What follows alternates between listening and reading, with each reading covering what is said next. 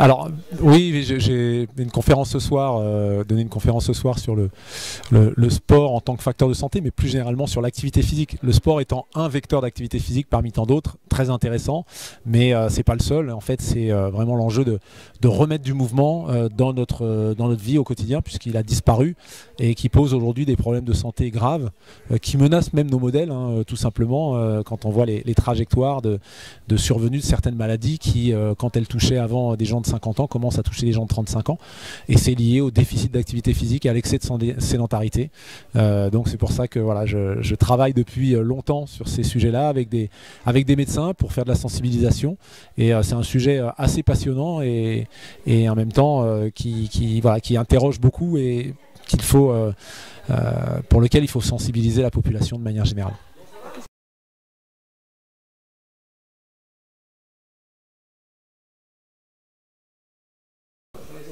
Alors les conseils, c'est déjà une prise de conscience. La première chose, c'est une prise de conscience de rappeler qu'on a été fait pour le mouvement. Alors nos bras, nos jambes nous le rappellent, mais on a été fait par le mouvement aussi. Aujourd'hui, on sait que de la même façon qu'on a besoin de respirer, qu'on a besoin de boire, on a besoin de bouger. Le problème, c'est quand on s'arrête de bouger, on se rend plus tardivement du problème que ça pose par rapport à quand on s'arrête de respirer.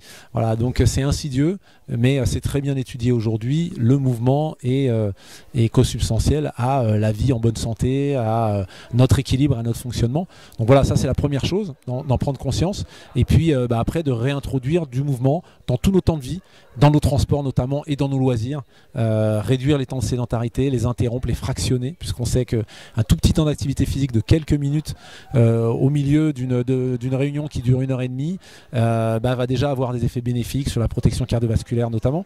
Donc voilà, c'est réintroduire, c'est pas forcément tout de suite être en phase avec les recommandations d'activité physique de l'OMS, minimum 30 minutes d'activité physique 5 fois par semaine,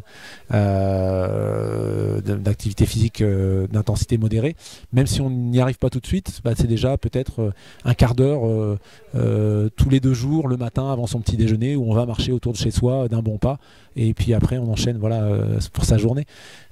Petit à petit, on réintroduit jusqu'à arriver aux recommandations, c'est essentiel pour la santé.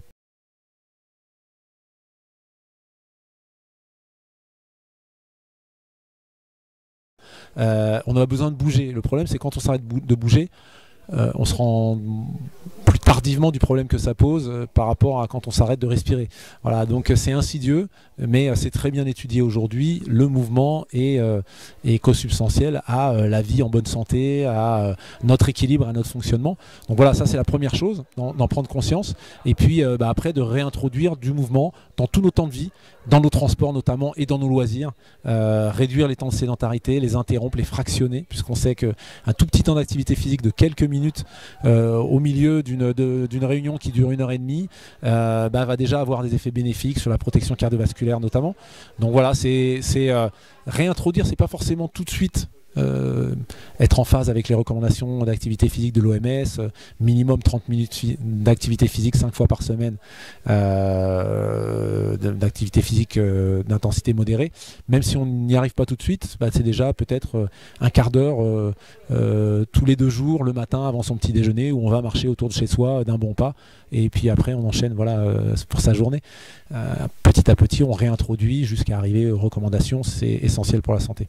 Le sport aussi depuis le plus jeune âge aussi, via l'école, on est peut-être un peu en retard comparé à certains pays sur certains. Voilà, c'est le sport des plus jeunes âges et il y a bien sûr le rôle de l'école, mais le rôle des parents. Le week-end, il faut très tôt, et les enfants en général ne sont pas contre, très tôt avoir cette routine de se dire on va faire un peu d'activité physique avec nos enfants. Ça peut être du sport, des jeux de ballon, des jeux de raquettes, de la marche, de la randonnée, tout dépend de son environnement.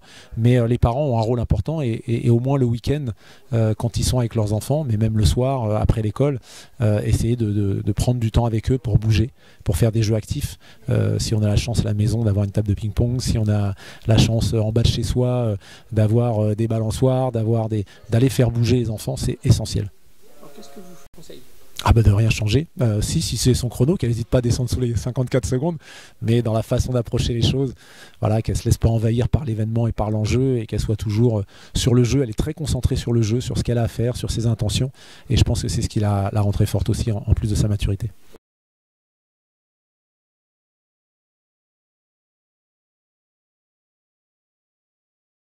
Alors, je crois qu'au niveau de l'éducation nationale, c'est donner à l'EPS la place que mérite, que ce soit de l'EPS, que ce soit du sport, peu importe, ça c'est un autre débat, mais en tout cas à l'activité physique, la place qu'elle mérite, pour des raisons de santé, mais pour des raisons de santé au sens large, c'est-à-dire la dimension physique, le bien-être mental, et puis tous les apprentissages aussi, et la dimension sociale qu'il y a dans le sport, qui est voilà, un facteur de lien social aussi, donc de développement personnel. Donc, voilà, donner la place qu'il mérite, faire en sorte que ce soit reconnu comme les autres matières, et puis après, travailler à l'harmonisation entre le temps scolaire et le temps périscolaire avec toutes les activités associatives sportives, mais pas que, mais associatives sportives puisque c'est le sujet, pour faire en sorte que ce soit mieux organisé, puisque aujourd'hui on a des journées qui sont trop longues sur le plan scolaire, parce que parfois il y a des trous dans les agendas, tout simplement des jeunes qui arrivent à 18h sur les terrains sportifs et puis qu'ils abandonnent parce qu'après ils n'y arrivent plus, ils ont beaucoup de devoirs le soir.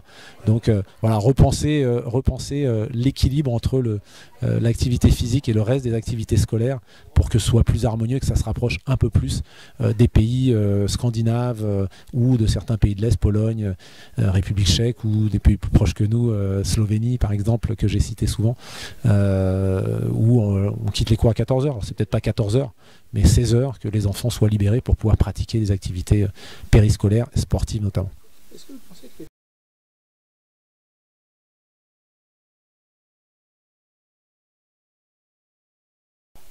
Oui, bien sûr, je pense que là, il y a une réflexion, il y a une volonté de promouvoir l'activité physique. On a le sport grande cause nationale, quoi, et l'activité physique grande cause nationale. Donc je pense que ça doit amener une réflexion justement sur tous les temps de pratique, notamment pour la jeunesse, mais pas que, les temps de pratique sportifs qui sont à l'école et hors de l'école. Et je pense que justement aussi la réduction du nombre de semaines de vacances permettrait sans doute d'alléger les journées qui sont trop longues et qui empêchent les enfants de pratiquer leur passion sportive en fin de journée. est-ce qu'on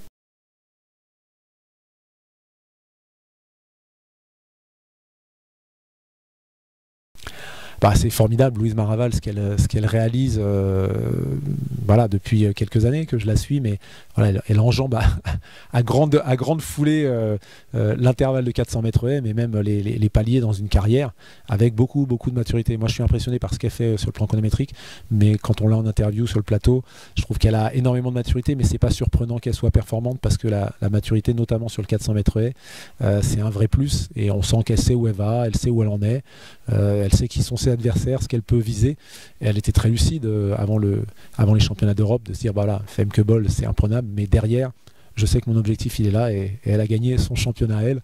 Femke Bol a gagné le sien, mais bon, c'est la recordwoman d'Europe, et elle a le temps de se rapprocher, Louise, de Femke dans les prochaines années.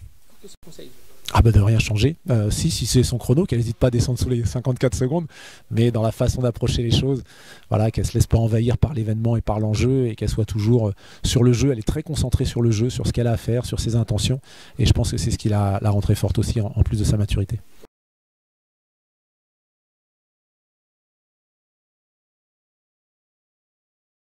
Ces Jeux Olympiques.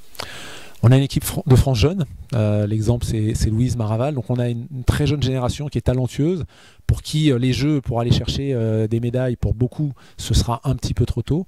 Et puis on a à l'extrémité une équipe un petit peu âgée, je pense à Kevin Mayer qui a eu du mal à se qualifier, et c'est normal, il y a des problèmes de blessures qui sont plus fréquents à cette époque de l'année, à cette époque de la carrière, pardon, à ce moment de la carrière. Et au milieu, on a entre 26 et 29 ans, qui est la tranche qui normalement contribue le plus en médailles. Bah, un petit peu déficit de ce côté-là, en nombre et en qualité d'athlète, même si on en a quelques-uns, mais ils ne sont pas nombreux à être expérimentés dans cette tranche 26-29 ans, et pourtant c'est la tranche qui normalement rapporte le plus de médailles. Donc on est dans cette entre-deux. Je dirais que pour les jeunes ça arrive un petit peu tôt, pour les plus anciens ça arrive un petit peu tard, et puis la tranche du milieu on n'est pas assez doté, même si on a de très bons talents. Je pense à Gabriel Tual par exemple, qui a de l'expérience, qui a été champion d'Europe et qui doit avoir pour objectif légitime d'être sur le podium à Paris. Ça, vous faites aussi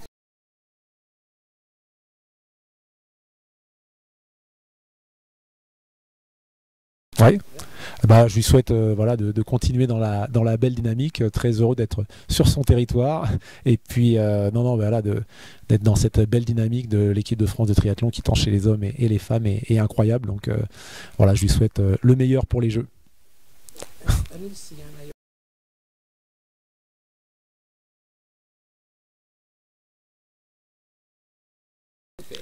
Alors, quelque chose que vous avez déjà fait ailleurs? j'ai déjà fait des half Ironman. Les Ironman jamais, parce que j'ai pas assez de temps pour m'entraîner, j'aimerais bien le faire bien, proprement, en étant quand même prêt pour prendre du plaisir. Je suis pas un fanat de la compétition, mais quand même j'aime bien me préparer un minimum pour pouvoir prendre du plaisir, même si voilà, c'est plus les mêmes objectifs qu'avant. Et je pense que j'ai pas assez de temps dans mon quotidien avec ma vie de famille, mes projets pro pour préparer sérieusement et comme je voudrais un Ironman. Donc le half Ironman me suffit bien et déjà ça fait longtemps que j'en ai pas fait, donc j'aimerais bien en faire un. Merci beaucoup. Merci à vous, à bientôt.